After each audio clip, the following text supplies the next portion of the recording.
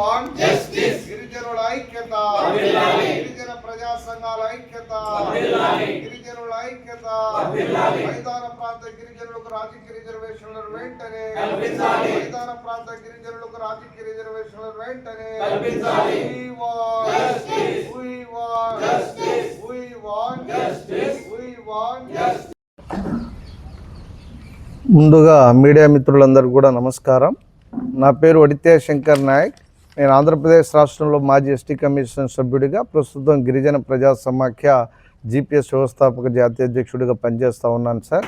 ఇవాళ ముఖ్యంగా ఎన్టీఆర్ జిల్లాకు సంబంధించి జగ్గయ్యపేట నియోజకవర్గంలో ఉన్నటువంటి మా గిరిజన ఆదివాసీ సోదరులతో, మరి మా గిరిజన పెద్దలతో మరి ఒక ముఖ్యమైనటువంటి సమావేశాన్ని ఇవాళ గౌరవ అధ్యక్షులైనటువంటి బద్దు నాయక్ గారి యొక్క ఆధ్వర్యంలో ఇక్కడ ఏర్పాటు చేయడం జరిగింది. ఈ కార్యక్రమం యొక్క ప్రధాన ఉద్దేశం ఒక్కటే.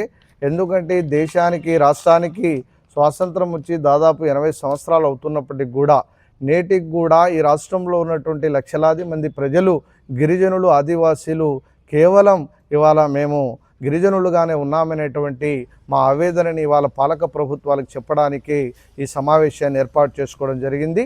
ఎందుకంటే ముఖ్యంగా మైదాన ప్రాంతంలో ఉన్నటువంటి 8 ఉమ్మడి జిల్లాల్లో ఉన్నటువంటి దాదాపుగా 4-5 గిరిజన తెగలు ఏవైతే ఉన్నాయో, ఇక్కడ సుగాలీలుగా, లంబాడీలుగా, ఎరుకుల, యానాది, చెంచు, అదేవిధంగా నక్కల సోదరులు ఎవరైతే ఈ మైదాన ప్రాంతంలో మేము జీవిస్తూ ఉన్నామో, ఇవాళ ఈ ప్రాంతంలో ఉన్నటువంటి గిరిజనులని అన్ని రాజకీయ పార్టీలు, ప్రభుత్వాలు కూడా కేవలం ఓటర్లుగా, జెండాలు మోసే కార్యకర్తలుగానే చూస్తూ ఉన్నారు.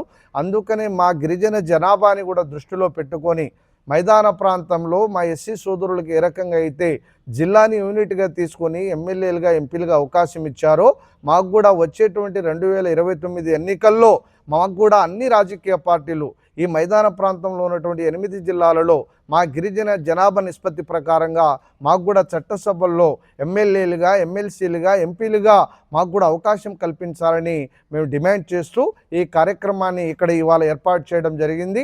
ఎందుకంటే ఇవాళ ఒక ఓటు మాత్రమే, ఏ పార్టీకైనా సరే ఒక ఓటు ఎవరికైతే ఎక్కువ వస్తుందో వారు ఇవాళ ఎమ్మెల్యేలుగా, ఎంపీలుగా చట్టసభలకు వెళ్తూ ఉన్నారు. ఏ నియోజకవర్గం తీసుకున్నా ఇవాళ జగ్గయ్యపేట నియోజకవర్గంలో 40,000 మంది గిరిజనులు ఉన్నారు, 30-35,000 మంది ఓటర్లు ఉన్నారు.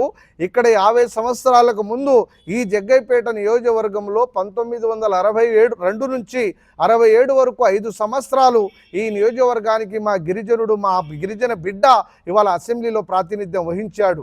67 తర్వాత ఈ నియోజకవర్గాన్ని జనరల్గా మార్చేసి ఇప్పటిదాకా కూడా ఇది జనరల్గానే కొనసాగుతూ ఉంది.